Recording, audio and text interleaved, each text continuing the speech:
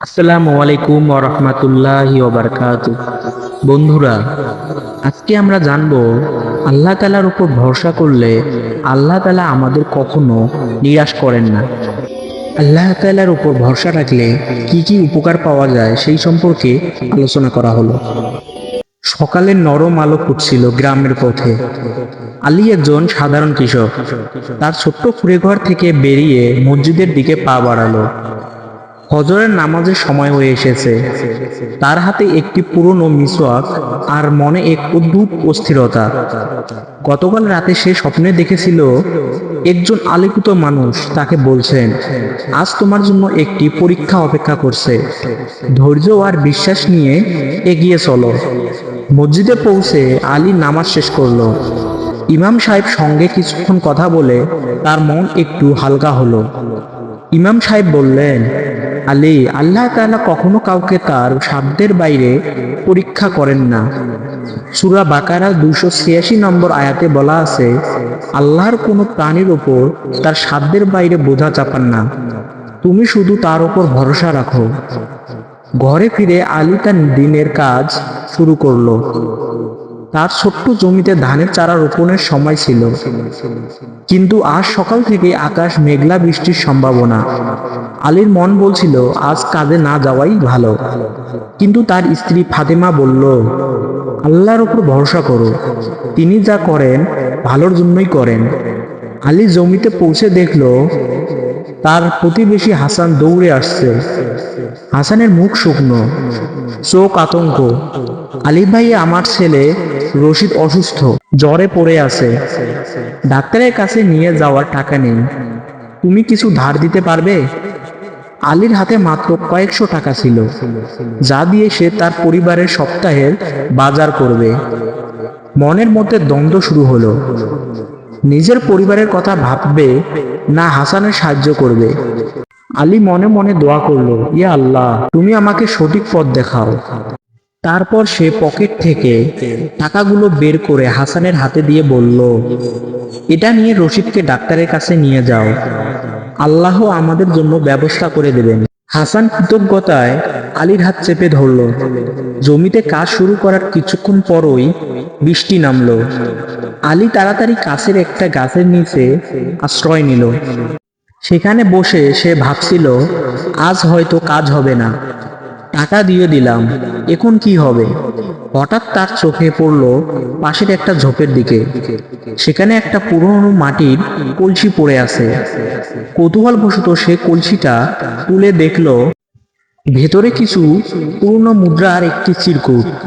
চিরকুটে লেখা, যে এটা পাবে সে তার প্রকৃত হকদার। আল্লাহর রহমত তোমার সঙ্গে আছে। আলী অবাক হয়ে গেল। মুদ্রাগুলো সোনার ছিল, যা তার জীবনে দুঃখ কষ্ট অনেকটা লাঘবও করতে পারে। কিন্তু তার মন বলল, এই সম্পদ শুধু তার জন্য নয়। সে গ্রামে ফিরে মুদ্রাগুলো বিক্রি করে টাকা ভাগ করে দিল। কিছু স্বর্ণ মুদ্রা হাসানের ছেলের চিকিৎসার জন্য, কিছু গ্রামের মসজিদের জন্য, আর বাকিটা তার পরিবারের জন্য। 1 ঘন্টার মধ্যে আলীর জীবন বদলে গেল। সে বুঝল আল্লাহর পরীক্ষা আসলে তার রহমতের ছায়া। সূরা আর সাড়ে আয়াত মনে পড়ল, নিশ্চয় কষ্টের সঙ্গে স্বস্তি আছে। আলী মনে মনে বলল, ইয়া আল্লাহ, তোমার প্রতি আমার ভরসা আরো দীর্ঘ হলো। শিক্ষা, ইসলাম শিখায় ধৈর্য, বিশ্বাস আর সৎকর্মের মাধ্যমে আল্লাহর রহমত অর্জন করা যায়। আল্লাহ সবসময় তার বান্দার পাশে থাকেন। আল্লাহর ওপর ভরসা রাখার প্রতিদান, পার্ট 2। একটি ছোট গ্রামে নদীর তীরে বাস করত হাসান নামের এক তরুণ। হাসান ছিল একজন সাধারণ কাঠমিস্ত্রি, যার হাতের কাজে ছিল অপূর্ব দক্ষতা। তার তৈরি কাঠের আসবাবপত্র গ্রামের সবাই পছন্দ করত।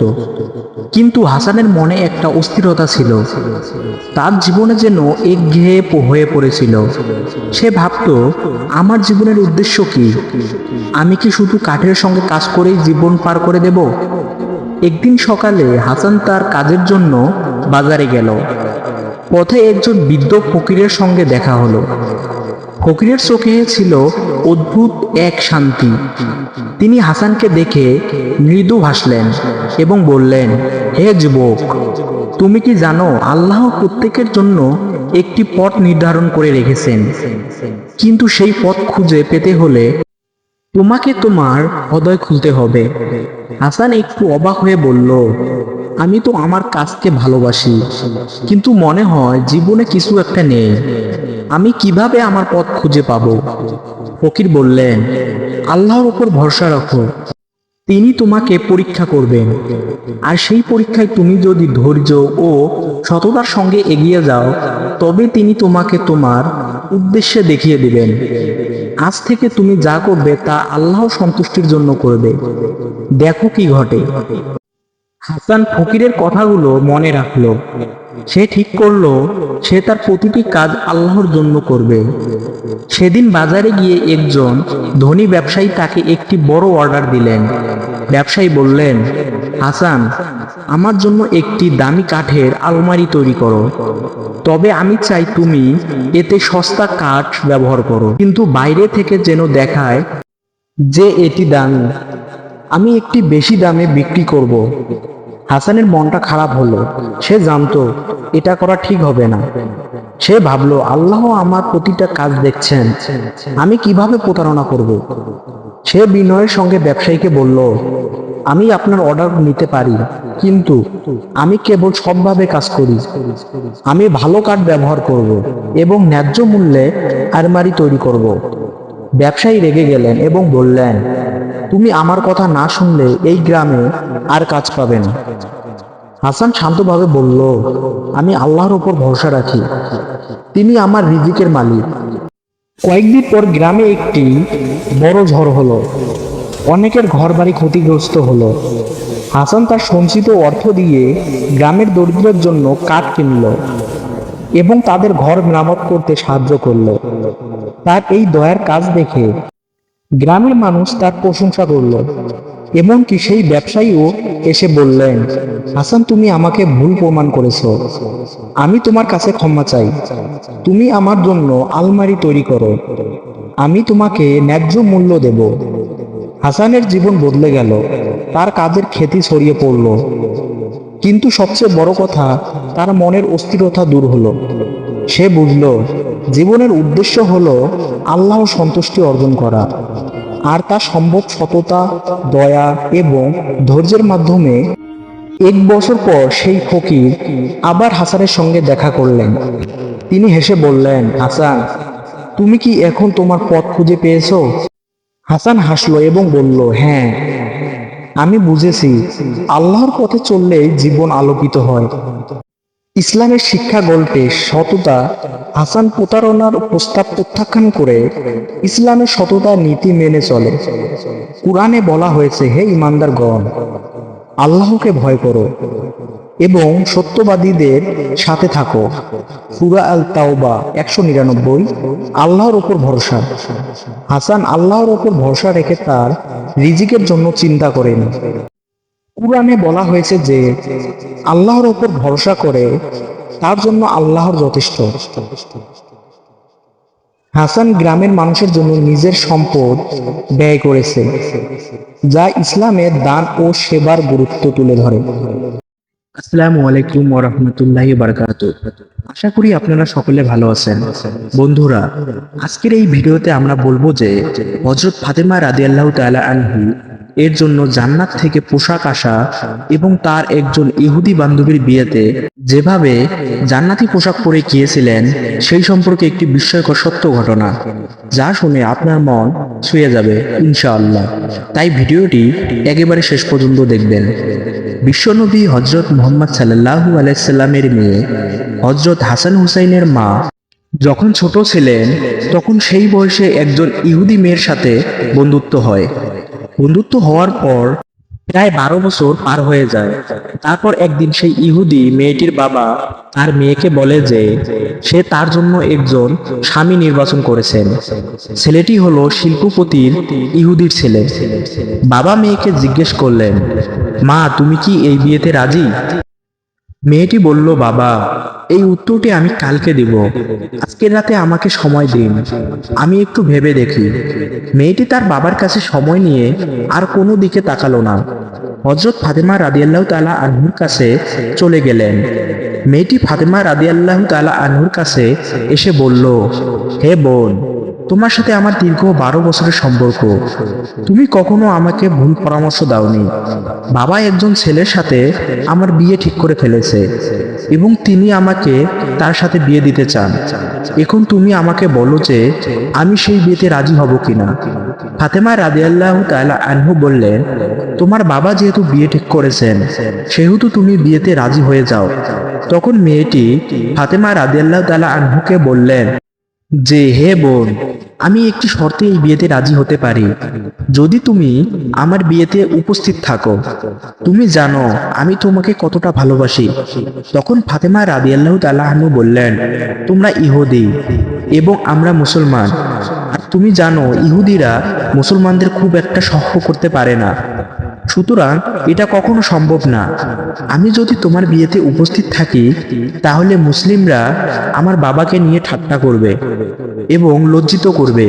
এছাড়াও ইহুদি সম্প্রদায়ের মধ্যেও তুমি প্রশ্নের সম্মুখীন হবে। এছাড়াও তোমাকে নিয়ে তোমার ইহুদি বন্ধুরা হাসি ঠাট্টা করবে। তাই আমি বিয়েতে উপস্থিত থাকতে চাইছি না। তখন সেই ইহুদি মেয়েটি বলল, হে ফাতেমা, তুমি যদি আমার বিয়েতে না যাও, তাহলে আজকে আমি কথা দিলাম, কিয়ামত হয়ে গেলেও পৃথিবীর কোনো ছেলেকে আমি বিয়ে করব না। তাই এক পর্যায়ে ফাতেমা রাদিয়াল্লাহু তাআলা আনহু বললেন, হে বোন, ঠিক আছে, আমি তোমার বিয়েতে যাব, তুমি তোমার বাবাকে জানিয়ে দাও। তখন মেয়েটি দৌড়ে এসে বাবাকে ডাক দিয়ে বলল, বাবা, আমি এই বিয়েতে রাজি, তবে একটা শর্ত আছে। শর্তটা হলো, আমার বিয়েতে মুহাম্মাদের মেয়ে ফাতেমা আমার সাথে থাকবে। তখন বাবা তার মেয়েকে বলল, মুহাম্মাদের মেয়ে যদি আমাদের বাড়িতে আসে, তাহলে সেটি আমার স্ট্যাটাসের সঙ্গে মিলবে না, কারণ সে হচ্ছে গরিব এবং তার বাবাও গরিব। তারা ঠিকমতো দুবেলা খেতেও পায় না, পরনে সুন্দর জামা কাপড় নেই। তাহলে আমার বাড়িতে কি করে আসবে? তোমার বিয়েতে যারা আসবে তারা সবাই শিল্পপতির ছেলে মেয়ে, তাই সেখানে মুহাম্মাদের মেয়ে ফাতেমাকে দাওয়াত করা যায় না। তখন মেয়েটি বলল, ফাতেমাকে যদি আমার বিয়েতে আসতে বাধা দাও, তাহলে জীবনে আপনি আমাকে বিয়ে দিতে পারবেন না। এক পর্যায়ে তার বাবা নিরুপার হয়ে মেয়ের কথায় রাজি হলো। সে বলল, আমি তোমায় অনুমতি দিতে পারি, তবে একটা শর্ত আছে। শর্তটা হলো, সেই মুহাম্মাদের মেয়ে আমার বাড়িতে যদি আসতে চায়, তাহলে অবশ্যই নতুন জামা কাপড় পরে আসতে হবে। যদি পুরাতন কাপড় পরে চলে আসে, তাহলে সে আমার বাড়িতে ঢুকতে পারবে না। তখন সেই মেয়েটি আবার দ্রুত ফাতেমা রাদিয়াল্লাহু তাআলা আনহুর কাছে চলে যায়। সেখানে গিয়ে কেঁদে কেঁদে বলে, ফাতেমা, তুমি আমার বিয়েতে যাও। তা আমার বাবা চান না। আমার বাবা একটি শর্তে রাজি হয়েছেন। শর্তটা হলো, তুমি যদি আমার বিয়েতে যাও, তবে অবশ্যই একটি নতুন জামা পরে যেতে হবে। হে বোন, এখন বলল, তুমি আমার বিয়েতে যাবে কিনা? এই কথা শুনে ফাতেমা রাদিয়াল্লাহু তাআলা আনহা কেঁদে কেঁদে বললেন, হে বোন, আমার জীবনে অনেক দিন কেটে গেছে, আমি আমার জীবনে নতুন জামা কাপড় চোখে দেখিনি। সপ্তাহের পর সপ্তাহ চলে যায়, যার ঘরের চুলার আগুন জ্বলে না, সেখানে নতুন জামা কি করে পাবো? তখন সে মেয়েটি ফাতেমা রাদিয়াল্লাহু তাআলা আনহু এর পা জড়িয়ে ধরে বলল, তুমি যদি একবার নিজের জবান দিয়ে বলো আমি নতুন জামা কাপড় পরে যাব, তাহলে আমার বিশ্বাস যে অবশ্যই তোমার সৃষ্টিকর্তা মহান আল্লাহ তোমার জামা কাপড় ব্যবস্থা করে দিবেন, কারণ আমি তোমাকে জানি, তোমার সাথে তোমার রবের অনেক ভালো সম্পর্ক। ফাতেমা রাদিয়াল্লাহু তাআলা আনহু এক পর্যায়ে আবেগী হয়ে বললেন, ইনশাআল্লাহ, আমি তোমার বিয়েতে যাব এবং পৃথিবীর সবচেয়ে দামি কাপড় পরিধান করে যাব, ইনশাআল্লাহ। তখন সেই মেয়েটি তার বাবার কাছে গিয়ে বলে, ফাতেমা আমার বিয়েতে আসবে এবং সবচেয়ে দামি কাপড় পরে আসবে। তারপর বিবাহের দিন তারিখ ঠিক হয়ে গেল।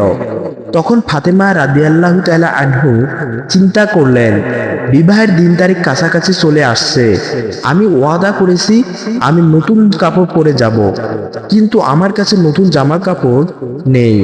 এসব কথা চিন্তা করতে করতে হযরত ফাতেমা রাদিয়াল্লাহু তাআলা আনহু জায়নামাজ বিছিয়ে নামাজে দাঁড়িয়ে গেলেন। নামাজে সিজদার মধ্যে তিনি চোখের পানি ছেড়ে দিয়ে বলতে লাগলেন, হে মাবুদ, এই দুনিয়াতে কারো সাথে আমার বন্ধুত্ব ভালোবাসা হয়নি। মাবুদ, অনেকদিন হয়ে গেল তোমার সঙ্গে গোপনে গোপনে সম্পর্ক করেছি। এ সম্পর্কের খবর পৃথিবীর কোনো মানুষ জানে না। মাসের পর মাস চলে গেল, ঘরে খাবার পাচ্ছি না এবং রাতের বেলা খাবার না খেয়ে ঘুমিয়ে পড়ি। হে আল্লাহ, জীবনে তোমার কাছে কোনোদিন নতুন জামা কাপড় চাইনি, আজকে আমি তোমার কাছে একটি নতুন কাপড়ের আবদার করলাম। হে আল্লাহ, তুমি কি আমাকে একটি নতুন কাপড় দান করবে, কিন্তু সেটি আমার জৈবিক ও দৈহিক চাহিদা পূরণের জন্য নয়। আমাকে এমন একটা নতুন কাপড় দান করো যেটি পরে আমি আমার বান্ধবীর বিয়েতে যেতে পারি এবং উক্ত বিয়ে বাড়িতে যত মেয়েরা আছে সকল মেয়েরা যেন আমার কাপড়ের দিকে তাকিয়ে কালেমা পড়ে মুসলমান হয়ে যায়। এভাবে চোখের পানি ছেড়ে দিয়ে ফাতেমা রাদিয়াল্লাহু তাআলা আনহু কান্নাকাটি করছেন। নামাজ শেষ করে যখন তিনি সালাম ফেরালেন, এমন সময় ঘরের কোণে তাকিয়ে তিনি কাপড়ের দুটি প্যাকেট দেখতে পেলেন। তখন তিনি কাপড়ের প্যাকেট দুটি নিয়ে ছুটে পিতা মুহাম্মদ সাল্লাল্লাহু আলাইহি সাল্লামের কাছে চলে গেলেন। বাবাকে জড়িয়ে ধরে কাঁদতে লাগলেন এবং বললেন, বাবা, আমি কখনো আল্লাহ তাআলার কাছে জামা কাপড় আবদার করিনি। আজকে মহান আল্লাহ তাআলার নিকট একটি নতুন কাপড়ের আবদার করে তার দোয়া শেষ সালাম ফিরিয়ে দেখি ঘরের কোণে প্যাকেট পড়ে আছে। আমি জানি না সেই কাপড় দুটো কে দিয়েছে। আপনি খোঁজ নিয়ে দেখেন কোথা থেকে এসেছে। এই কথা শুনে হযরত মুহাম্মদ সাল্লাল্লাহু আলাইহি সাল্লাম কাপড়ের প্যাকেট দুটি হাতে নিলেন এবং খোলার সাথে সাথে তিনি জান্নাতের ঘ্রাণ পেলেন, যেমনটা তিনি মিরাজের রাতে পেয়েছিলেন। সুবহানাল্লাহ। তখন বিশ্বনবী সাল্লাল্লাহু আলাইহি সাল্লাম ফাতেমা রাদিয়াল্লাহু তাআলা আনহুকে জড়িয়ে ধরে কপালে চুমু দিয়ে বললেন, এ কাপড় তুমি কোথায় পেয়েছো? এটা তো দুনিয়ার কোনো কাপড় নয়। তুমি আল্লাহর সাথে যে সম্পর্ক করেছো, ফাতেমা, আল্লাহ তোমার উপর সন্তুষ্ট হয়েছেন এবং তোমার দোয়া কবুল করেছেন। আল্লাহ তাআলার নিকট একটি কাপড়ের আবদার করার কারণে মহান রাব্বুল আলামিন তোমার দোয়া কবুল করে জান্নাতুল ফেরদৌস থেকে তোমার কাপড়ের ব্যবস্থা করে দিয়েছেন। সুবহানাল্লাহ। তারপর রাসূল সাল্লাল্লাহু আলাইহি সাল্লাম বললেন, তুমি এই কাপড় পরে ইহুদির মেয়ের বিয়েতে যাবে, কিন্তু শর্ত হলো অবশ্যই তুমি পর্দার সাথে সেখানে যাবে। হযরত ফাতেমা রাদিয়াল্লাহু তাআলা আনহু যখন সে জান্নাতি কাপড় পরিধান করেন তখন তার সৌন্দর্য আরো বেড়ে গেল।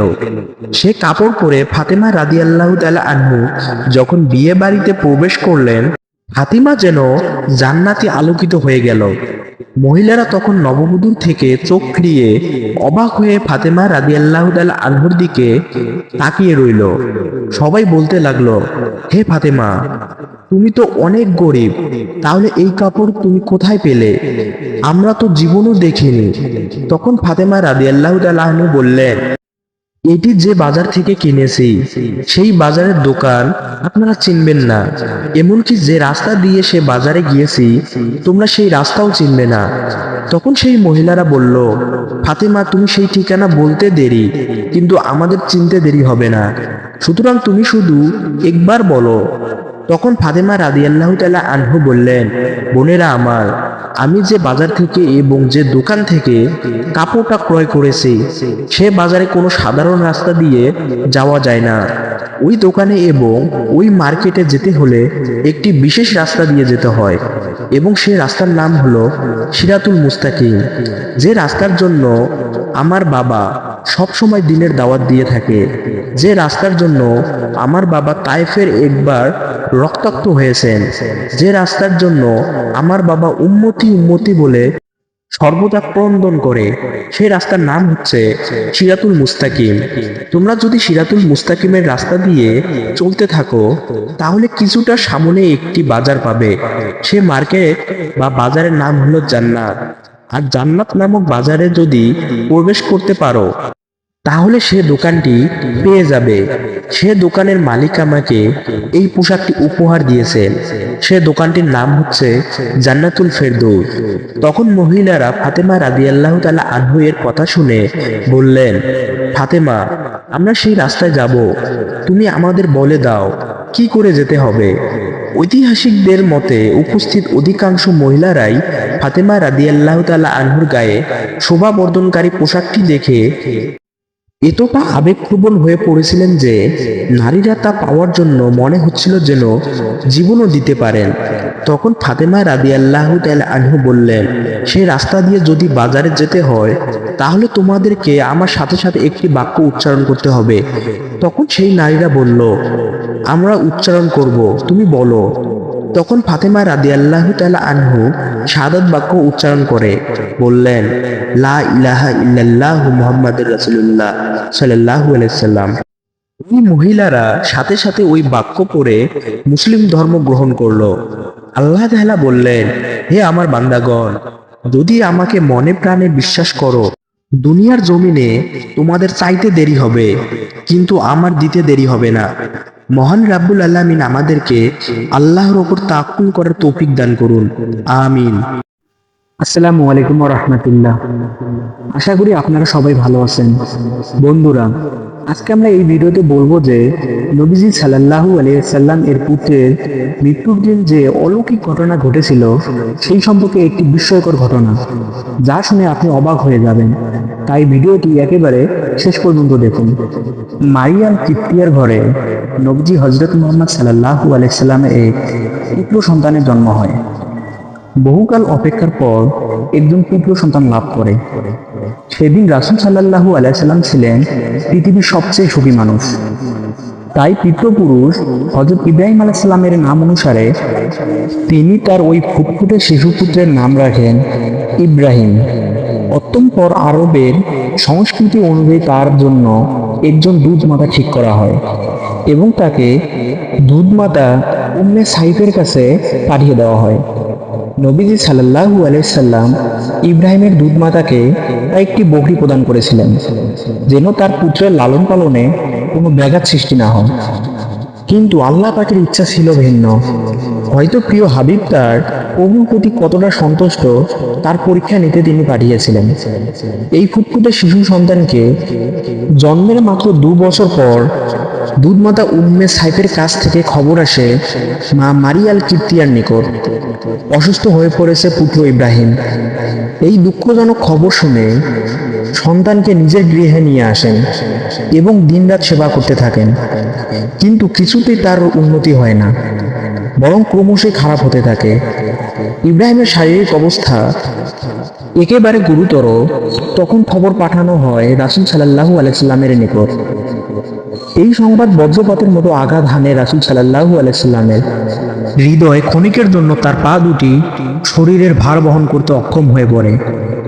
তাই আব্দুর রহমান ইবনে আউফা রাদিয়াল্লাহু এর কাঁধে হাত রেখে কম্পিত হয়ে তিনি ছুটে যান মারিয়া আল কিপ্তিয়ার ঘরে। সেখানে গিয়ে আল্লাহর নবী যখন তার শিশু পুত্রকে কোলে তুলে নেন, ততক্ষণে মৃত্যু পথযাত্রী শিশু ইব্রাহিম। পুত্রের বিচ্ছেদ বেদনায় আশঙ্কা তাকে অসাড় করে তোলে। তার চোখ অশ্রুতে ভরে ওঠে আর নিঃশ্বাস রুদ্ধ হয়ে ওঠে। শ্বাসরুদ্ধ কণ্ঠে তিনি বললেন, হে ইব্রাহিম, আল্লাহর ইচ্ছার বিরুদ্ধে আমরা আজ তোমার কোনো উপকার করতে পারবো না। নবীজির চোখ থেকে গড়িয়ে পড়ে অশ্রুধারা, অবিরাম কান্নায় ভেঙে পড়েন। মারিয়া আল কিপ্তিয়া অতঃপর পিতার কোলে শায়িত শিশুটিকে ধীরে ধীরে মৃত্যুর কোলে ঢলে পড়ে। নবীজি সাল্লাল্লাহু আলাইহি সাল্লাম প্রিয় পুত্রের মুখের দিকে তাকিয়ে উচ্চারণ করেন বিষাদ বাক্য, হে ইব্রাহিম, যদি নিশ্চিত না জানতাম যে আমরা পুনরায় মিলিত হব, তাহলে আজ তো আমরা তোমার জন্য আরো বেশি দুঃখ পেতাম। এক মুহূর্ত পর যখন শিশু পুত্রের হৃদয় স্পন্দন বন্ধ হয়ে যায়, তখন তিনি বললেন, হে ইব্রাহিম, আজ আমাদের চোখ অশ্রুতে পূর্ণ, আজ আমাদের হৃদয় ব্যথায় কাতর, কিন্তু আমাদের প্রভুকে খুশি করা ছাড়া আমাদের আর কিছুই করার নেই। হে আমার পুত্র, আজ আমাদের শোকের সাগরে ফেলে তুমি চলে গেলে। পুত্র ইব্রাহিমের মৃত্যুতে মারিয়া আল কিপ্তিয়ার ঘরে সেদিন মাতম উঠেছিল। লোকেরা দলে দলে ছুটে আসতে থাকে মারিয়ার ঘরের নিকট। আর তখনই ঘটে এক বিস্ময়কর ঘটনা। লোকেরা দেখতে পায় ধীরে ধীরে কি এক অন্ধকার যেন গ্রাস করে নিচ্ছে প্রকৃতিকে। অতঃপর আকাশের দিকে তাকিয়ে তারা দেখে এক অন্ধকার ছায়া গ্রাস করে নিচ্ছে সূর্যকে। লোকেরা চিৎকার করে ওঠে, তারা বলে, নবীজির পুত্র মারা গিয়েছে। তোমরা দেখো, ইব্রাহিমের মৃত্যুতে সূর্যকে ঢেকে নিয়েছে। ইমানদার ব্যক্তিরা কাফেরদেরকে বলল, নবী পুত্রের মৃত্যুতে প্রকৃতিতে অন্ধকার নেমে এসেছে, তবু কি তোমরা বিশ্বাস করবে না? তিনি আল্লাহর সত্য নবী। অবিশ্বাসীদের কেউ কেউ বলে উঠল, সত্যি তিনি আল্লাহর নবী। সারা মদিনায় ছড়িয়ে ফেলল এই সংবাদ, নবী পুত্রের মৃত্যুর কারণে সূর্য অন্ধকারে ডুবে গেছে, নিশ্চয়ই তিনি আল্লাহর সত্য নবী। মারিয়াল কিপ্তিয়ার ঘরে শোকে আচ্ছন্ন। নবীজি সাল্লাল্লাহু আলাইহি সাল্লামের কানে পৌঁছে গেল এই কথা। নিজের পুত্রের বিয়োগ বেদনায় তিনি কাতর ছিলেন, তথাপি তিনি উঠে দাঁড়ালেন এবং নিজেকে চাদরে আবৃত করলেন। অতঃপর তিনি মসজিদে গেলেন। তার সূর্যের আলো প্রকাশিত হওয়ার আগ পর্যন্ত 2 রাকাত নামাজ আদায় করলেন। অতঃপর তিনি লোকদেরকে ডেকে বললেন, শোনো হে লোক সকল, কারো মৃত্যু বা জন্মের কারণে সূর্য বা চন্দ্র গ্রহণ হয় না। এরা আল্লাহর অসংখ্য নিদর্শন, এর মধ্যে 2টি নিদর্শন।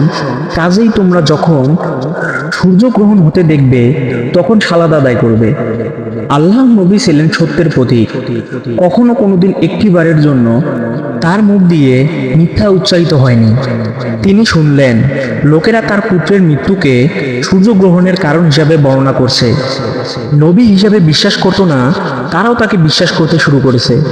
নিঃসন্দেহে এতে তার অনুসারী সংখ্যা বৃদ্ধি পাবে। কিন্তু তিনি জানতেন তাদের এই বিশ্বাসের ভিত্তি মিথ্যা। তাই তিনি তার সাথীদেরকে বললেন, আমার পুত্র মারা গিয়েছে আল্লাহর ইচ্ছায়, আর সূর্যগ্রহণ আল্লাহ পাকের এক প্রাকৃতিক নিদর্শন। তোমরা এই দুইকে এক করে লোকদের কাছে বর্ণনা করবে না, আর তাদের বিভ্রান্ত করবে না। মিথ্যার ওপর ভিত্তি করে তোমরা আমাকে কিংবা আমার পুত্রকে দেবতার আসনে বসাবে না। আমি আল্লাহর সত্য নবী, কিন্তু মিথ্যার ওপর ভিত্তি করে কখনো সত্য প্রতিষ্ঠিত হয় না। অতীতে বহুবার সূর্যগ্রহণ ঘটেছে, ভবিষ্যতেও ঘটবে, তবে এর সাথে কারো মৃত্যু বা জন্মের সম্পর্ক নেই। যারা ধর্মের নামে গুজব করে, মিথ্যা রটিয়ে নিজেদের বৈষয়িক স্বার্থ উদ্ধার করে, নিঃসন্দেহে নবীজি মুহাম্মদ সাল্লাল্লাহু আলাইহি সাল্লামের ঘটনা তাদের জন্য শিক্ষা।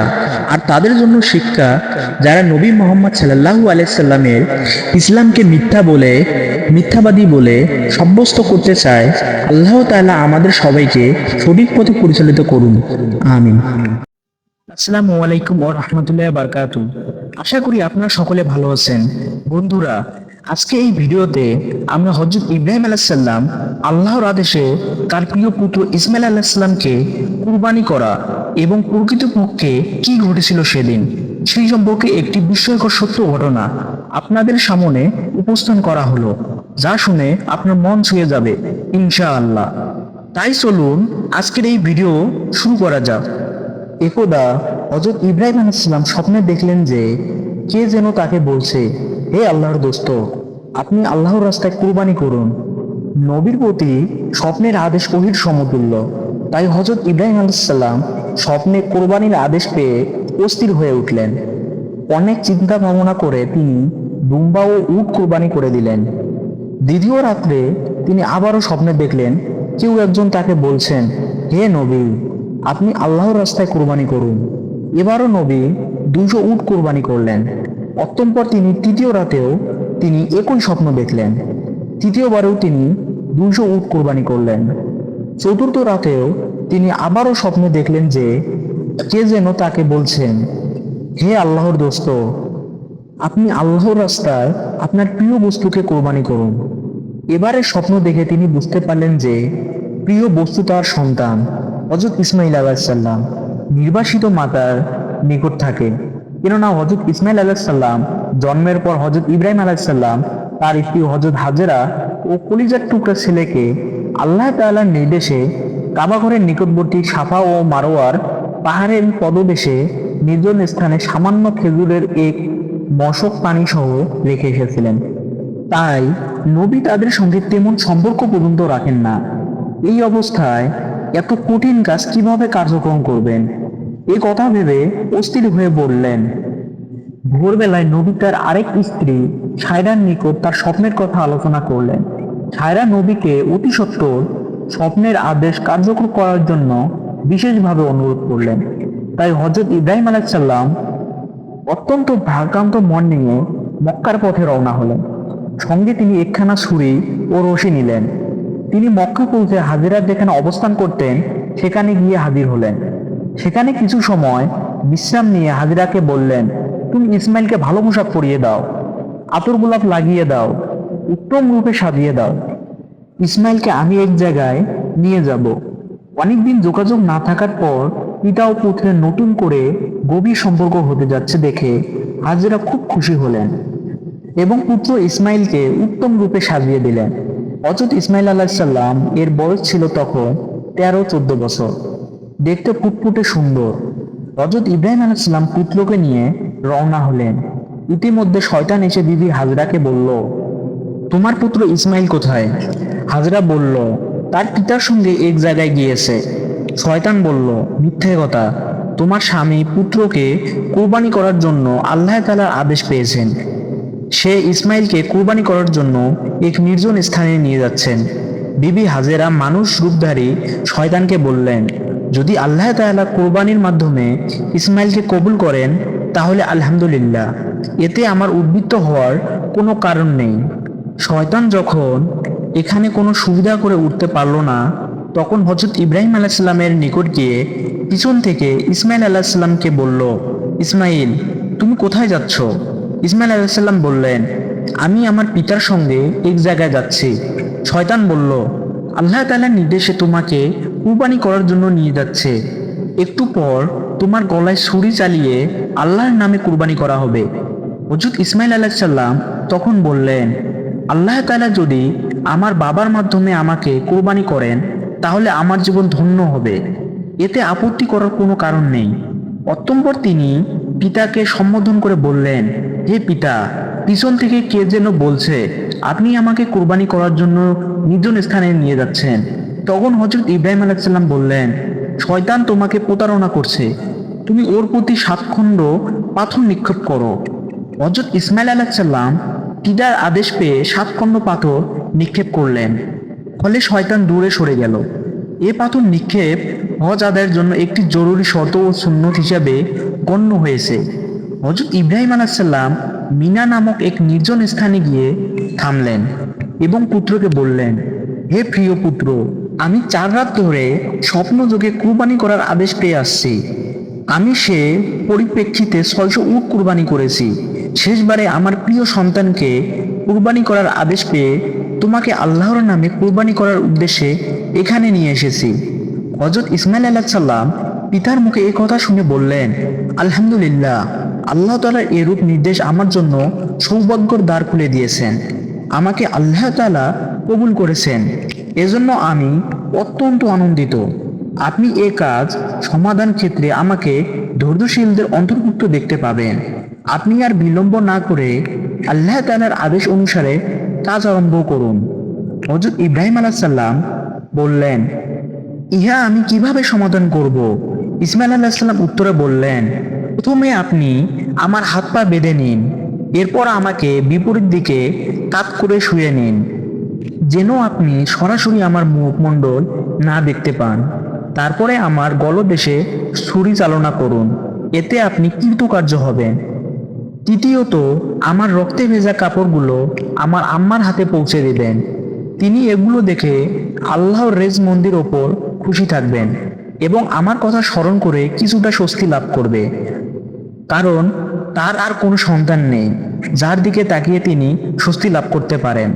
হযরত ইব্রাহিম আলাইহিস সালাম পুত্রের কথা অনুসারে আস্তিনের মধ্যে রক্ষিত রশিগুলো বের করে তা দিয়ে ইসমাইলের হাত পা বেঁধে নিলেন। অতএব তাকে কাত করে শুইয়ে নিলেন। তারপর আস্তিন থেকে ধারালো ছুরি বের করে বিসমিল্লাহি আল্লাহু আকবার বলে ইসমাইলের গলদেশে ছুরি চালিয়ে দিলেন। কিন্তু তার ছুরি চালনায় কোনো কাজ হলো না। ছুরি ইসমাইল আলাইহিস সালাম এর গলদেশে চামড়ায় কোনো ক্ষতি সৃষ্টি করতে পারল না। তখন ইব্রাহিম আলাইহিস সালাম আরো জোরে শক্ত করে ছুরি চালাতে লাগলো, কিন্তু না, কোনো প্রতিক্রিয়া সৃষ্টি হলো না। তখন ইসমাইল আলাইহিস সালাম বললেন, পিতা, আপনি ছুরির ওপর শক্তি দিয়ে চেপে ধরুন, তাহলে সম্ভবত আপনার উদ্দেশ্য সফল হবে। নবী এবার তাই করলেন, কিন্তু ছুরির তীক্ষ্ণ মাথাও চামড়ার ভিতরে প্রবেশ করে না। তখন ইব্রাহিম আলাইহিস সালাম রাগ করে ছুরি দূরে নিক্ষেপ করলেন। তখন ছুরি বলে উঠল, হে ইব্রাহিম আলাইহিস সালাম, তুমি আমাকে ইসমাইল আলাইহিস সালাম গলা কাটার জন্য একবার বলো, কিন্তু মহান রাব্বুল আলামিন আমাকে 10 বার বারণ করেছেন। অতএব তোমার কথার গুরুত্ব দিব না আল্লাহ তাআলার কথার গুরুত্ব দিব? অতএব তুমি অন্য প্রস্তাব গ্রহণ করো। হযরত ইসমাইল আলাইহিস সালাম ও হযরত ইব্রাহিম আলাইহিস সালাম উভয় ছুরির কথা শুনলেন। ইসমাইল আলাইহিস সালাম তখন পিতাকে বললেন, হে প্রিয় পিতা, সন্তানের মুখের দিকে তাকিয়ে জবাই করা অত্যন্ত কঠিন কাজ। এ কাজ হয়তো আল্লাহ তাআলা পছন্দ করছেন না। অতএব আপনি কাপড় দিয়ে আপনার চোখ দুটি বেঁধে নিন, যাতে আমার চেহারা আপনি দেখতে না পান। তখন আপনার চেষ্টা অবশ্যই কাজে আসবে। হযরত ইব্রাহিম আলাইহিস সালাম হযরত ইসমাইল আলাইহিস সালামের পরামর্শ অনুসারে নিজ চক্ষু দুটি বেঁধে নিলেন এবং পূর্বের মতো ইসমাইলকে কাত করে শুইয়ে দিলেন। অতঃপর বিসমিল্লাহি আল্লাহু আকবার বলে ছুরি চালালেন। এবার ছুরি সহজে চলল। কলকল করে রক্ত প্রবাহিত হয়ে জবাইয়ের কার্যক্রম সমাধান হলো। আল্লাহ তাআলা তার নবীর শেষ পরীক্ষা সফলতা দেখে সন্তুষ্ট হলেন, যার পরিণামে আল্লাহ তাআলা জিবরাইল আলাইহিস সালাম মারফতে বেহেশত থেকে আনা এক দুম্বাকে জবাই মুহূর্তে ইসমাইল আলাইহিস সালাম এর স্থলে শুইয়ে দিয়ে ইসমাইল আলাইহিস সালামকে একটু দূরত্বে দাঁড় করিয়ে রাখলেন, যার সামান্য লেজ মাত্র নবীর পক্ষে সম্ভব হয়নি। হযরত ইব্রাহিম আলাইহিস সালাম জবাইয়ের কাজ সুষ্ঠুভাবে সম্পূর্ণ হয়েছে ভেবে আলহামদুলিল্লাহ পাঠ করলেন এবং চোখের কাপড় খুলে ফেললেন। তখন তিনি যা দেখলেন তা তিনি বিশ্বাস করতে পারছেন না।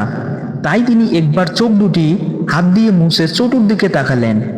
বাস্তব দৃশ্য ভালোভাবে দেখে তিনি খানিকক্ষণ নিস্তব্ধ হয়ে দাঁড়িয়ে রইলেন। হযরত ইসমাইল আলাইহিস সালামও নির্বাক। তিনি পিতার দিকে তাকিয়ে রইলেন। খানিক পরে পিতা পুত্রের কাছে গিয়ে তাকে বুকে জড়িয়ে ধরলেন এবং দু চোখের পানি ছড়িয়ে দিয়ে পাঠ করলেন, সুবহানাকা আল্লাহুম্মা। তারপর পিতা ও পুত্র একত্রিত হয়ে শুকরানা নামাজ আদায়ের জন্য দাঁড়িয়ে গেলেন। এ মুহূর্তে হযরত জিবরাইল আলাইহিস সালাম সেখানে অবতীর্ণ হলেন।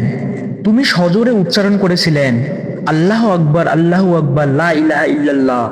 অতঃপর তিনি হযরত ইব্রাহিম আলাইহিস সালামের নিকট এসে বললেন, হে আল্লাহর দোস্ত, আল্লাহ আপনাকে সালাম প্রেরণ করেছেন। আল্লাহ তাআলা নবীকে লক্ষ্য করে আরো বলছেন, হে ইব্রাহিম, তুমি আল্লাহ তাআলার উদ্দেশ্যে তোমার স্বপ্নকে বাস্তবায়িত করেছো। নিঃসন্দেহে এটা ছিল মহা পরীক্ষা। আমি এভাবে আমার সৎ ও উদার বান্দাদের পুরস্কৃত করে থাকি। আমি সন্তান কোরবানির ক্ষেত্র বদল করে পশু কোরবানি দ্বারা পুরস্কৃত করেছি। এক্ষেত্রে আরো যা দিবার তা পরকালের জন্য রইল। আমি আমার সৎ নিষ্ঠাবান বান্দাদের পুরস্কার দিয়ে থাকি। ইব্রাহিম আলাইহিস সালাম আমার ঈমানদার কৃতজাত বান্দাদের অন্যতম থাকবেন। হযরত ইব্রাহিম আলাইহিস সালাম আল্লাহ তাআলার প্রেরিত সুসংবাদ শুনে অত্যন্ত খুশি হলেন এবং তার দরবারে শুকরিয়া আদায় করলেন। অতঃপর তিনি ইসমাইল আলাইহিস সালামকে নিয়ে বিবি হাজরার নিকট চলে গেলেন। সেখানে গিয়ে হাজরাকে সমস্ত ঘটনা খুলে বললেন। হাজরা তখন আল্লাহ তাআলার শুকরিয়া আদায় করলেন। আসসালামু আলাইকুম ওয়া রাহমাতুল্লাহি ওয়া বারাকাতুহু। বন্ধুরা, আজকে আমরা জানবো হযরত নূহ আলাইহিস সালামের জীবনের অলৌকিক ঘটনা। হযরত নূহ আলাইহিস সালামের নৌকা ও বিশ্বাসের এক পথ সময় ছিল যখন পৃথিবীতে মানুষের মধ্যে অন্ধকার ছড়িয়ে পড়েছিল। তারা আল্লাহর পথ ভুলে মূর্তি পূজায় মগ্ন হয়েছিল। তাদের হৃদয় ছিল অহংকার, পাপ আর অবাধ্যতা। এই সময় আল্লাহ তাআলা হযরত নূহ আলাইহিস সালামকে তার নবী হিসাবে পাঠালেন, যিনি মানুষকে সত্যের পথে ফিরিয়ে আনার জন্য নীরলভাবে কাজ করলেন। এটি তার জীবনের গল্প, ধৈর্য, বিশ্বাস আর আল্লাহর উপর ভরসা এক অবিস্মরণীয় কাহিনী। হযরত নূহ আলাইহিস সালামের জন্মগ্রহণ করেছিলেন একটি এমন এক সমাজে যেখানে মানুষ মূর্তি পূজা করত এবং সত্যপথ থেকে বিচ্যুত হয়েছিল। তিনি ছিলেন একজন সৎ, ধৈর্যশীল এবং আল্লাহর প্রতি অত্যন্ত নিষ্ঠাবান ব্যক্তি। আল্লাহ তাকে নবুয়ত দান করলেন এবং নির্দেশ দিলেন, তুমি তোমার লোকদের সতর্ক করো, তাদের বলো একমাত্র আল্লাহ তাআলার ইবাদত করো, মূর্তি পূজা ত্যাগ করো। নূহ আলাইহিস সালাম দিনরাত মানুষের কাছে দাওয়াত দিতে শুরু করলেন। তিনি বলতেন, হে আমার লোক, আল্লাহ ছাড়া আর কোনো ইলাহ নেই, তিনি তোমাদের স্রষ্টা, তার কাছে ফিরে আসো, তিনি তোমাদের ক্ষমা করবেন। কিন্তু তার সম্প্রদায়ের বেশিরভাগ মানুষ তাকে উপহাস করত।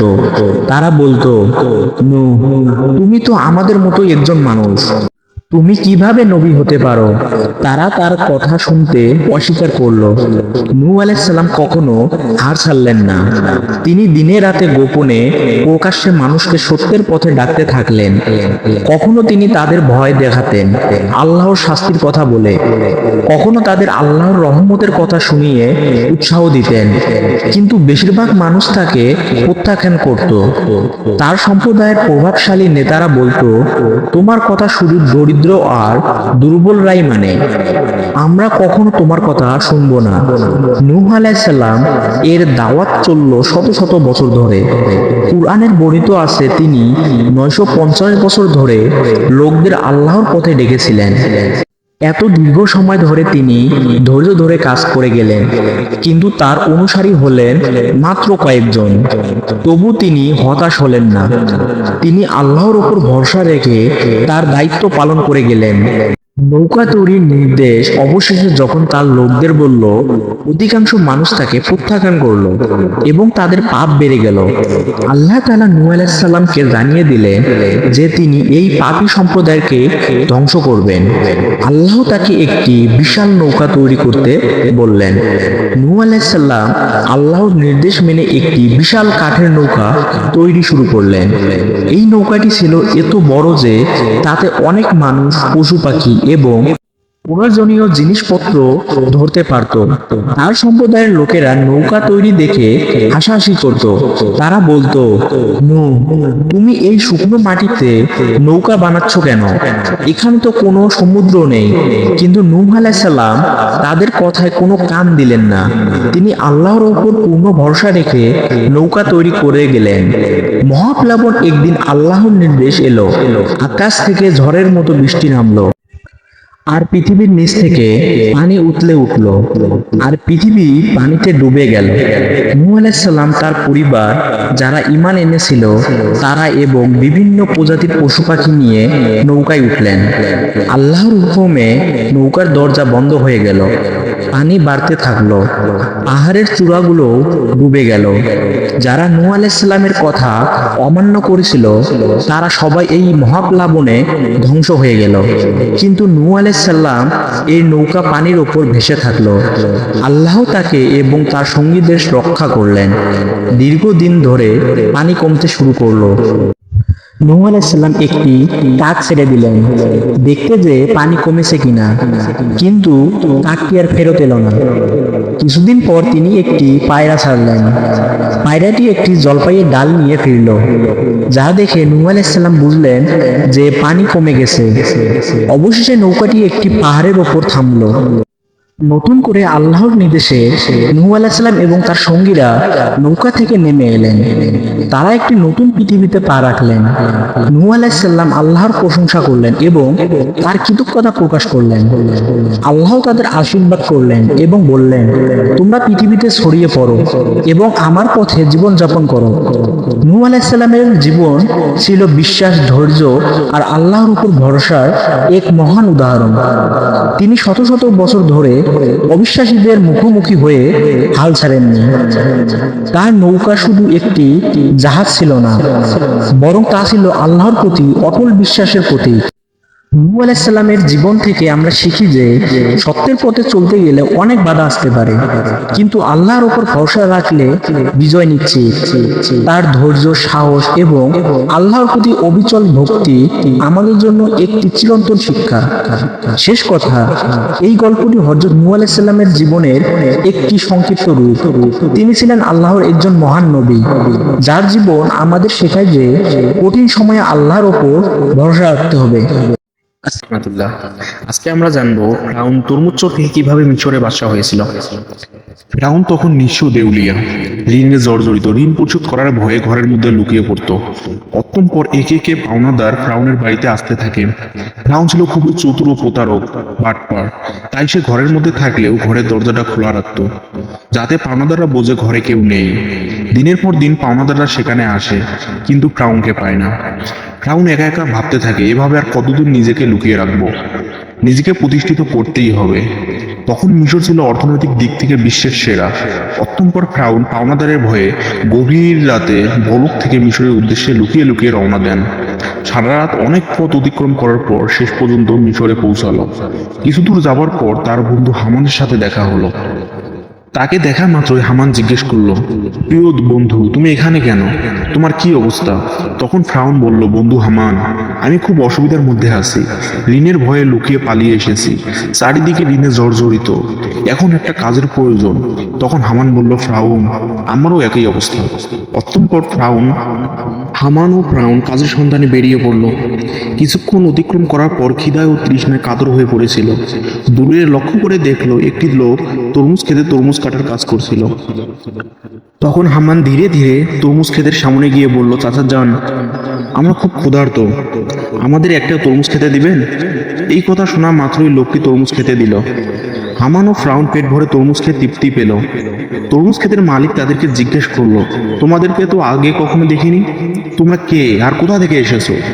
তখন ফ্রাউন বলল, আমরা ভিনদেশী বলক থেকে এসেছি কাজের সন্ধানে। তরমুজ ক্ষেতের মালিক ভাবলো, আমারও কাজের লোক দরকার, তাই সে তাদেরকে বলল, তোমরা কাজ করবে? হামান বলল, অবশ্যই কাজ করব। তখন তরমুজ ক্ষেতের মালিক ভাবলো, আমার সাথে কাজ করতে গেলে সৎভাবে কাজ করতে হবে, চুরি করা যাবে না। ফ্রাউন ছিল প্রতারক, তাই সে চালাকি করে বলল, জীবনে কখনো মিথ্যা বলিনি, আর চুরি তো দূরের কথা। বিভিন্ন চালাকি পন্থা অবলম্বন করে ফ্রাউন ও তার বন্ধু হামান তরমুজ ক্ষেতের মালিকের মন জয় করে কাজে নিযুক্ত হলো। পরের দিন থেকে ফ্রাউন ও হামান তরমুজ নিয়ে বাজারে যায়। বাজার থেকে তরমুজগুলো বেশি দামে বিক্রি করে মালিকের কাছে বেশি লাভ দেখায়, আরো বেশি মালিকের মন জয় করে নেয়। একদিন ফিরাউন ওই ক্ষেতের মালিককে বলে, চাচা যান, আপনি তরমুজগুলো পিস হিসেবে আমার কাছে বিক্রি করুন, তাহলে আরো বেশি লাভ হবে। ক্ষেতের মালিক তার কথায় রাজি হয়ে গেল। অতঃপর পরের দিন থেকে তরমুজ আবারও বাজারে বিক্রি করতে নিয়ে গেল। ফিরাউন তরমুজগুলো পিস হিসাবে কিনতো, মাঝে মধ্যে কিছু তরমুজ চুরিও করত। বাজারে এসে তরমুজগুলো টুকরো টুকরো করে চড়া দামে বিক্রি করত। এভাবে চালাকি করে অনেক টাকা উপার্জন করলো। একদিন রাতে তার বন্ধু বলল, এভাবে যদি আমরা তরমুজ বিক্রি করি তাহলে জীবনে কিছুই করতে পারবো না, আমাদের অন্য কিছু করতে হবে। সেই সময় ঘটে যায় এক ঘটনা। মিশরের বাদশাহ একটি বিজ্ঞপ্তি জারি করেন। সেনাবাহিনী বিভিন্ন জায়গায় গিয়ে বলে, এত দ্বারা জানানো যাইতেছে যে মিশরের কবরস্থানে দারোয়ানের প্রয়োজন। যদি কোনো ব্যক্তি এই চাকরি করতে ইচ্ছুক তাহলে সে যেন অতি শীঘ্রই মিশরের বাদশার দরবারে যোগাযোগ করে। এই কথা বলে সেনাবাহিনী সেখান থেকে চলে গেল। এই সমস্ত কথা প্রত্যক্ষ পরোক্ষভাবে শ্রবণ করার পর ফ্রাউন তার বন্ধু হামানকে বলল, বাদশার দরবারে যাই। হামান বলল, আমার মনে হয় এটা সম্ভব হবে না। ফ্রাউন বলল, এই কাজ হাতছাড়াও করা যাবে না, আমরা একবার চেষ্টা করি। অত্যন্তর ফ্রাউন ও তার বন্ধু হামান মিশরের রাজ দরবারে হাজির হলো। মিশরের বাদশা তাদেরকে জিজ্ঞেস করলো, তোমরা কে? তখন ফ্রাউন করজোরে অনুরোধ করে বলল, আমরা মুসাফির, ভিনদেশ থেকে এসেছি, আমি খুবই অভাবী, আপনি কবরস্থানের দারোয়ানে যুক্ত করবেন, তাই আমাকে যদি চাকরিটা দিতেন তাহলে আমি কৃতজ্ঞ থাকতাম।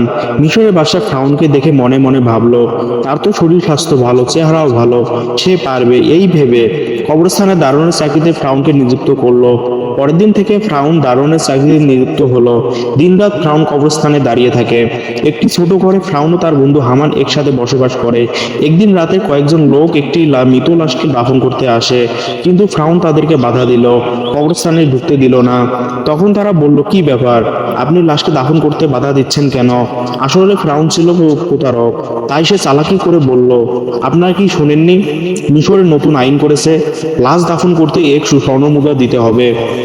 এই লোকগুলো ফ্রাউনের কথা বিশ্বাস করে নেয় এবং এক মুদ্রা দিয়ে লাশ দাফন করে।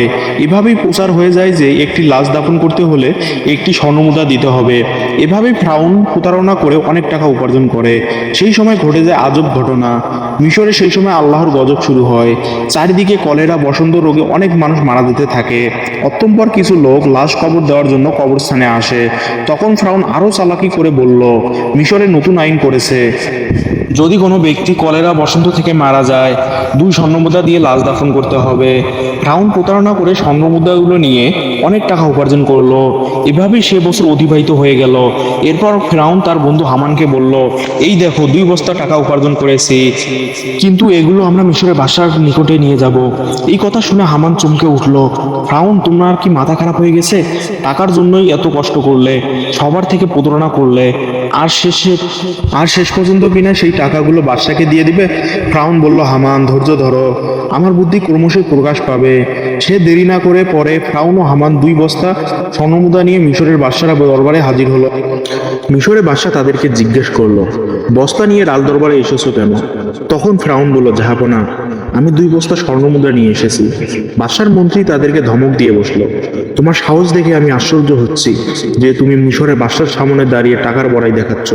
তখন মিশরের বাদশা বলল, এত স্বর্ণমুদ্রা কোথায় থেকে পেলে, আর এটাকে নিয়ে এসেছো কেন? তখন ফেরাউন বলল, জাহাপনা, যারা মৃত লাশকে দাফন করতে আসতো তাদের কাছ থেকে আমি 1 স্বর্ণমুদ্রা করে নিতাম। তাছাড়া এতে আমার বেতনের টাকা আছে। আমার মূল উদ্দেশ্য হলো মিশরের গত 2 বছর গরিব মানুষ খাজনা দিতে পারেনি, তাদের পক্ষ থেকে আমি স্বর্ণের মুদ্রাগুলি আপনাকে দিতে চাই, আপনি তাদের খাজনা মাফ করে দিন। এমন কথা শুনে সেখানকার থাকার সমস্ত লোক আশ্চর্য হয়ে গেল। মিশরের বাদশা তাদের এই কর্মকাণ্ড দেখে আকর্ষিত হলো এবং তার প্রতি বিশেষ দৃষ্টি আকর্ষণ করলো। পরের দিন থেকে সারা মিশরে প্রচার হয়ে গেল যে এক কবরস্থানের দারোয়ান মিশরের সকল লোকদের 2 বছরের খাজনা মাফ করে দিয়েছে।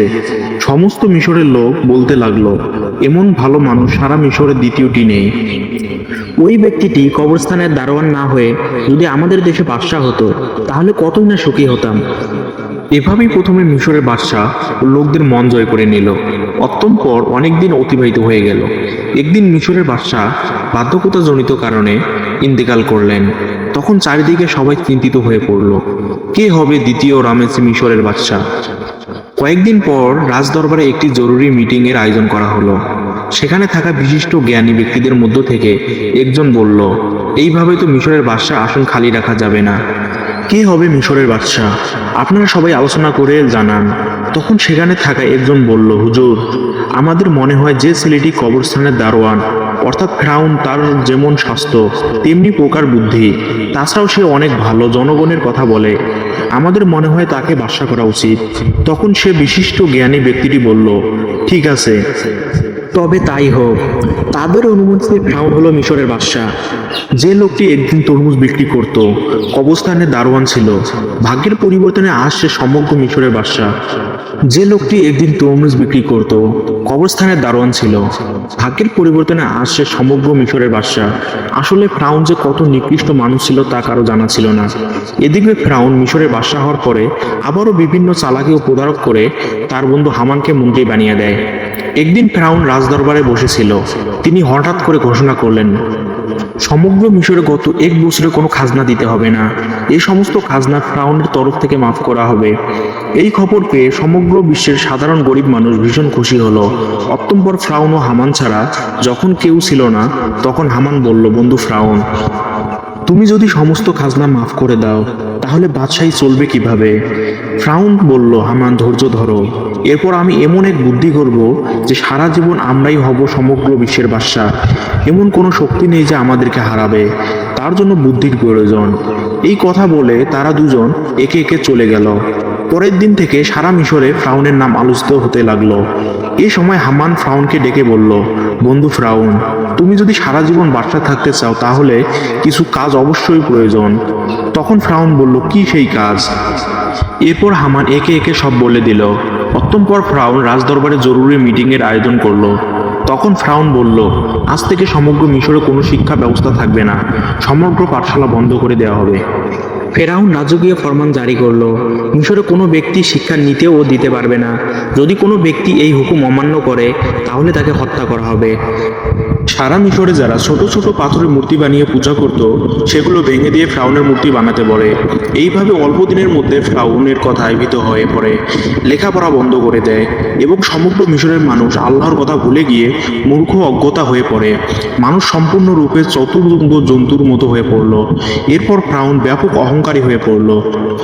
নিজেকে এত বড় মনে করতে লাগলো যে অহংকারে পরিণত হয়ে নিজেকে খোদা দাবি করলো। দিনের পর দিন জনগণের ওপর খাজনার পরিমাণ বাড়িয়ে দিল, অন্যায় অত্যাচার বেড়ে গেল। একাকী ফ্রাউন সারা মিশরে শাসন কার্য চালাতে লাগলো। সুদ, ঘুষ, জেনা, ব্যভিচার পরিমাণ বেড়ে গেল। এক কথায় ফ্রাউন বনি ইসরায়েলদের অপদস্থ করতে লাগলো।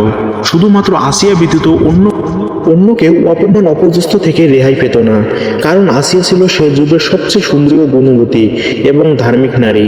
সুতরাং বহু বছর পর ফ্রাউনের স্ত্রী রূপে বরণ করেছিল।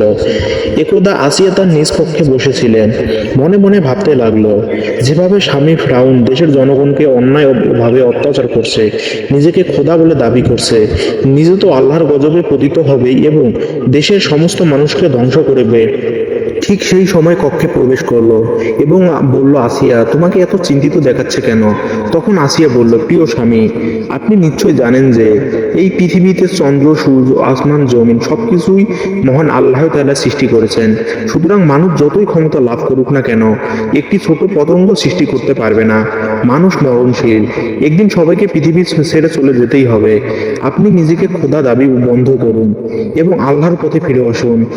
এই কথা শোনা মাত্রই খুবই রাগান্বিত হয়ে ধমক দিয়ে আসিয়াকে বলল, আসিয়া, এই কথা যদি অন্য কেউ বলতো তাহলে তাকে আমি হত্যা করতাম।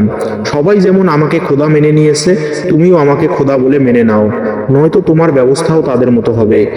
এই কথা বলে ফ্রাউন তখন ওই জায়গা থেকে চলে গেল। এদিকে আসিয়া খুব চিন্তিত হয়ে পড়ল, কেননা তার কিছু করার ছিল না। চোখ দিয়ে শুধু অশ্রু ঝরতে লাগলো। এভাবেই বহুদিন অতিবাহিত হতে লাগলো। অতঃপর ফ্রাউন একদিন তার নিজ কক্ষে শায়িত ছিলেন। গভীর রজনীতে তিনি স্বপ্ন দেখলেন, একটি বিশাল বড় আগুনের গোলা বনি ইসরায়েলের দিক থেকে এসে সারা মিশরকে জ্বালিয়ে পুড়ে ছাই করে দিচ্ছে, অথচ বনি ইসরায়েলদের কিছুই হয়নি। এই স্বপ্ন দেখে ফ্রাউন তাড়াতাড়ি জেগে গেল। ফ্রাউন দেরি না করে পরের দিন দেশে বিভিন্ন প্রান্তে থাকা বড় বড় জ্যোতিষীদের রাজদরবারে ডাকলেন এবং নিজের স্বপ্নের কথা বললেন। ফ্রাউনের স্বপ্নের কথা নাগিদ করে জ্যোতিষীদের মধ্যে একজন জ্যোতিষী বলল, জাহাপনা, আপনি কিছু মনে করবেন না, ভবিষ্যৎ আমরা আপনার মৃত্যু দেখতে পাচ্ছি। আপনি বেশি দিন মিশরে বাসা থাকতে পারবেন না, আপনার ক্ষমতা চূর্ণ বিচূর্ণ হয়ে যাবে। এই কথা শুনে ফ্রাউন অত্যন্ত রাগান্ত হয়ে জ্যোতিষীকে ধমক দিয়ে বলল, বনি ইসরায়েলদের মধ্য হতে মুসা নামক একটি ছেলে আপনার ক্ষমতা শেষ করে দেবে। এই কথা বলে তারা সেখান থেকে চলে গেল। কিছুদিন পর ফ্রাউন হামানকে বলল, সারা মিশরে যে ঘরে শিশু পুত্র সন্তান থাকবে তুমি সৈন্যবাহিনী নিয়ে তাদেরকে হত্যা করো।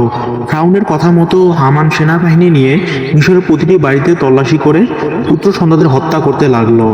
তাফসির কারকদের মধ্যে এভাবেই যখন প্রায় 80,000 পুত্র সন্তান হত্যা করা শেষ হলো, তখন আবারও মিশরের সবচেয়ে বড় বড় জ্যোতিষীদের গণনার জন্য আনা হলো।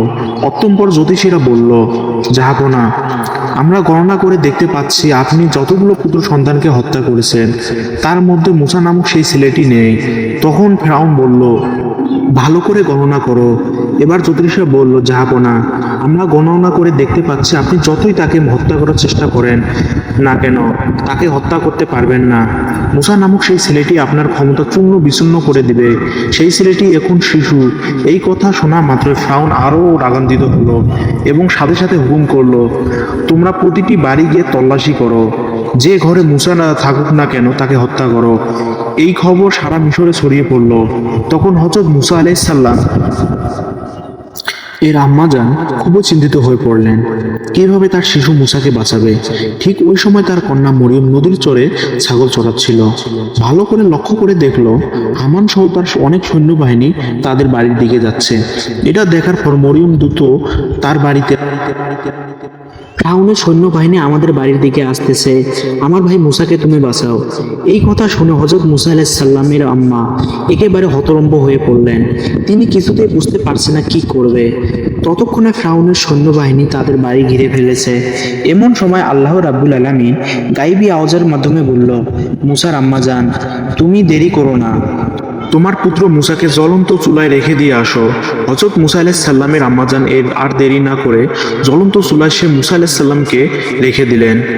আর তখন হঠাৎ করে ফ্রাউনের সৈন্যবাহিনী ঘরের মধ্যে প্রবেশ করলো। তারা বলল, আমরা খবর পেয়েছি তোমার ঘরে মুসা নামক পুত্র সন্তান আছে, আমাদের কাছে দিয়ে দাও।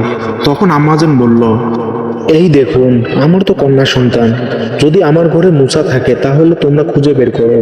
তারপর ফ্রাউনের সৈন্যবাহিনী ঘরের এদিক ওদিক তন্ন তন্ন করে খুঁজতে লাগলো, কিন্তু তারা পেল না। অবশেষে চলে গেল। এরপর হযরত মুসা আলাইহিস সালামের আম্মাজান ওই জ্বলন্ত চুলার কাছে গিয়ে দেখলো মুসা আলাইহিস সালাম বেঁচে আছে, জ্বলন্ত আগুনের মধ্যেও খেলা করছে। আল্লাহর কুদরতে হযরত মুসা আলাইহিস সালাম এর একটি পশমও আগুনে পড়েনি। হযরত মুসা আলাইহিস সালাম আল্লাহর দরবারে শুকরিয়া আদায় করলেন এবং বললেন, হে আল্লাহ, তুমি সমস্ত কিছুর মালিক, সমস্ত প্রশংসা তোমারই। আল্লাহ গো, তুমি আমার পুত্র মুসাকে বাঁচিয়েছো। অতঃপর হযরত মুসা আলাইহিস সালামের আম্মাজান একদিন রাতে স্বপ্নে দেখলেন আল্লাহ রাব্বুল আলামিন বলছেন, তুমি একটা কাঠের সিন্দুক তৈরি করো। হযরত মুসা আলাইহিস সালামকে ওই সিন্দুকের মধ্য দিয়ে নীল নদে ভাসিয়ে দাও। এদিকে আল্লাহ রাব্বুল আলামিন হযরত জিবরাইল আলাইহিস সালামকে ডেকে বললেন, হে জিবরাইল, তুমি যাও মুসা আলাইহিস সালামের আম্মাজানকে সাহায্য করো। এই নির্দেশ পেয়ে হযরত জিবরাইল আলাইহিস সালাম মুসা নবীর বাড়িতে গিয়ে আসতে লাগলেন। হযরত মুসা আলাইহিস সালাম এর আম্মাজান নিজের ঘরের সামনে খুবই চিন্তিত ছিলেন। এমন সময় একজন দরবেশ তার বাড়িতে এসে হাজির হলেন। তখন মুসা নবীর আম্মাজান বললেন, আপনি কে? আপনাকে তো চিনলাম না। তখন তিনি নিজের পরিচয় গোপন রাখে, আমি একজন কাঠমিস্ত্রি, আপনার কি কোনো কাঠের জিনিস তৈরি করতে হবে? সেই সাথে মুসা নবীর আম্মা বলল, অবশ্যই, আমার একটা কাঠের সিন্দুক তৈরি করতে হবে। আর এভাবেই আল্লাহ তাআলা সেদিন জিবরাইল আলাইহিস সালামের মাধ্যমে মুসা আলাইহিস সালামের আম্মাজানকে সিন্দুক বানিয়ে সাহায্য করছিল। অতঃপর মুসা আলাইহিস সালামকে নীল নদে ভাসিয়ে দিলেন। আল্লাহর কি কুদরত! নীল নদের স্রোত যেদিকে যায় মুসা আলাইহিস সালাম এর কাঠের সিন্দুক স্রোতের বিপরীত দিকে যায়। এভাবে ভাসতে ভাসতে হযরত মুসা আলাইহিস সালাম এর কাঠের সিন্দুক ফ্রাউনের রাজবাড়ির দরবার গিয়ে পৌঁছালো। সেখানে উপস্থিত ছিল ফ্রাউন ও তার স্ত্রী মা আসিয়া এবং তার দাসদাসী। সিন্দুকটি দেখা মাত্রই মা আসিয়া এগিয়ে এলো। মা আসিয়া সিন্দুকটি খুলে দেখলো একটি ফুটফুটে কচি শিশু, তার ললাটে নূরের আলো চমকাচ্ছে। এত সুন্দর শিশু জীবনে কখনো দেখিনি। তাই দেরি না করে মা আসিয়া মুসা আলাইহিস সালামকে কোলে তুলে নিল এবং ফ্রাউনের কাছে গিয়ে বলল, দেখুন কত সুন্দর শিশু, এই শিশুটাকে আমি লালন পালন করব। এটা শুনে ফ্রাউন বলল, না, এই শিশু হয়তো আমার শত্রু হবে। এটা বনে ইসরায়েলদের মধ্য থেকে কোনো এক শিশু হতে পারে, একে আমি হত্যা করব। তখন মা আসিয়া বলল, কি বলছেন এটা? যদি বনি ইসরায়েলদের মধ্যে কোনো শিশু হতো, নদীর স্রোতের উল্টো দিকে কিভাবে আসলো? এটা তো ওই দিক থেকে যাওয়ার কথা ছিল।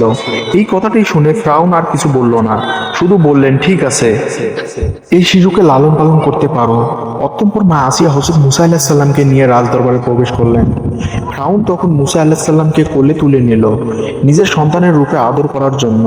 চুম্বন করতে যাবে ওই সময় হযরত মুসা আলাইহিস সালাম আল্লাহর হুকুমে ওই শিশু কচি হাতে এত জোরে ফ্রাউনকে চড় মারল যেন রাজদরবার কেঁপে গেল। মনে হলো যেন ভূমিকম্প শুরু হয়ে গেছে। তখন ফ্রাউনের মনে সন্দেহ হলো। তখন মনে মনে বলতে লাগলো, নিশ্চয় এই শিশু সাধারণ কোনো শিশু নয়, এই শিশুকে পরীক্ষা করতেই হবে। তখন ফ্রাউন একজনকে বলল, যাও কিছুটা স্বর্ণ আনো আর তার সাথে আগুন নিয়ে আসো, এই শিশুকে পরীক্ষা করব। সেখানে থাকা উপস্থিত সবাই হতবাক হয়ে গেল। এই লোকটি যখন আগুন নিয়ে আসলো, ঠিক ওই সময় আল্লাহ রাব্বুল আলামিন হযরত জিবরাইল আলাইহিস সালামের মাধ্যমে হযরত মুসা আলাইহিস সালামের হাত আগুনের দিকে বাড়িয়ে দিল আর মুসা আলাইহিস সালাম চিৎকার করে কাঁদতে লাগলো। তখন আসিয়া বলল, আপনার মতো কঠিন হৃদয় আর নিষ্ঠুর পৃথিবীতে কেউ নেই। এই কচি শিশু কি আগুন আর স্বর্ণের পার্থক্য জানে? অতঃপর ফ্রাউন মনে সন্দেহ মুছে গেল। আর এইভাবে হযরত মুসা আলাইহিস সালাম ফ্রাউনের বাড়িতে বড় হতে লাগলো। আসসালামু আলাইকুম রহমতুল্লাহি আশা করি আপনারা সবাই ভালো আছেন। বন্ধুরা, আজকে আমরা এই ভিডিওতে বলবো যে হযরত মুসা আলাইহিস সালাম কেন এবং কি কারণে ইসরাইল আলাইহিস সালামকে চর মেরে তার চোখ কান্না করে দিয়েছিলেন সে সম্পর্কে এক বিস্ময়কর ঘটনা, যা শুনে আপনার মন ছুঁয়ে যাবে ইনশাআল্লাহ। তাই ভিডিওটি শেষ পর্যন্ত দেখুন। হযরত মুসা আলাইহিস সালাম ছিলেন বনী ইসরায়েলের একজন কিতাবধারী নবী। তার জীবনে অনেক সংখ্যক অলৌকিক ঘটনা রয়েছে। জীবনে বহু সংগ্রামের পর আল্লাহ তাআলার নির্দেশে হযরত মুসা আলাইহিস সালাম ফিরআউন তার সৈন্যবাহিনীকে শেষ করে ফেললেন এবং লোহিত সাগরের ওপারে অসহায় বনী ইসরায়েলের জাতিকে নিয়ে বসবাস করতে লাগলেন। এর মধ্যে ঘটে যায় বিভিন্ন ঘটনা, অতিবাহিত হয় সময়ের পর সময়। ইতিমধ্যে তিনি আল্লাহ তাআলার দেয়া সমস্ত আদেশ দায়িত্ব সহকারে পালন করেছেন। এবার বিশ্রামের পালা। তাছাড়া মুসা আলাইহিস সালামের বয়স হয়েছে অনেক। তখন তিনি নিজ দায়িত্বে মুসা আলাইহিস সালামের ওপর দায়িত্ব অর্পণ করেন, নিজে কিছুটা বিশ্রাম গ্রহণ করার জন্য। শরীরে শক্তি প্রায় শেষ হয়ে এসেছে। বয়স বাড়লে এমনই মনে হয়, এটা স্বাভাবিক। মনে মনে ভাবে অতীতের বহু কথা। এমন সময় হঠাৎ করে মালাকুল মউত বা আজরাইল ফেরেশতা এসে সালাম দিলেন। হযরত মুসা আলাইহিস সালাম তখন আজরাইল ফেরেশতাকে জিজ্ঞেস করলেন, আপনি কি আমার জান কবজ করার জন্য এসেছেন? আজরাইল আলাইহিস সালাম বললেন, জি হ্যাঁ, আল্লাহ তাআলার প্রভাবিত স্বাভাবিক নিয়ম অনুসারে আপনার জান কবজ করার সময় এসে গেছে। হযরত মুসা আলাইহিস সালাম জিজ্ঞেস করলেন, আপনি কি আমার জান মুখ দিয়ে বের করে নেবেন? অথচ এই মুখ দিয়ে আমি আল্লাহ তাআলার সাথে সরাসরি কথা বলেছি। তখন আজরাইল আলাইহিস সালাম বললেন, তাহলে চোখ দিয়ে বের করে নেব? হযরত মুসা আলাইহিস সালাম বললেন, এই চক্ষু দ্বারা আমি আল্লাহর দূর দর্শন করেছি। তখন আজরাইল আলাইহিস সালাম বললেন, তবে নাক দিয়ে নিব? হযরত মুসা আলাইহিস সালাম বললেন, আল্লাহর দিদার মুহূর্তে যে পরিবেশের বেহেশতের সুগান আমি এই নাক দিয়ে নিয়েছি। হযরত আজরাইল আলাইহিস সালাম বললেন, আমি এত কথার জবাব দিতে আসিনি, সময় শেষ, অতএব আমার যেভাবে ইচ্ছা সেভাবে আমি জান কবজ করব। হযরত মুসা আলাইহিস সালাম আজরাইল আলাইহিস সালামের কথায় প্রচন্ড রেগে গেলেন এবং বেয়াদব বলে তার গালে সজোরে একটি থাপ্পড় দিলেন। ফলে আজরাইল আলাইহিস সালামের চোখ দুটি বের হয়ে গেল এবং সঙ্গে সঙ্গে কানা হয়ে গেল। আজরাইল আলাইহিস সালাম এই অবস্থায় সোজাসুজি আল্লাহর দরবারে চলে গেলেন এবং আল্লাহর নিকট তিনি সমস্ত ঘটনা খুলে বললেন। আল্লাহ তাআলা আজরাইলের চক্ষু দুটি ঠিক করে দিয়ে বললেন, আমার নবীদের মধ্যে মুসার মাথায় এত গরম ও মেজাজওয়ালা নবী আর দ্বিতীয় কেউ নেই। অতএব তার জান কবজের বিষয় আমি নিজেই দেখব, আর তার কাছে যেতে হবে না। কয়েকদিন পরে আল্লাহ তাআলা ওহী মারফতে হযরত মুসা আলাইহিস সালামকে বললেন, হে মুসা, তুমি যদি একটি মেষের পশমের সংখ্যার পরিমাণ বছর হায়াতে আজ করো, তবে আমি তোমার জন্য তা পূরণ করে দেব। তুমি যত বছর পৃথিবীতে বসবাস করতে চাও, তুমি তত বছর পৃথিবীতে বসবাস করতে পারবে।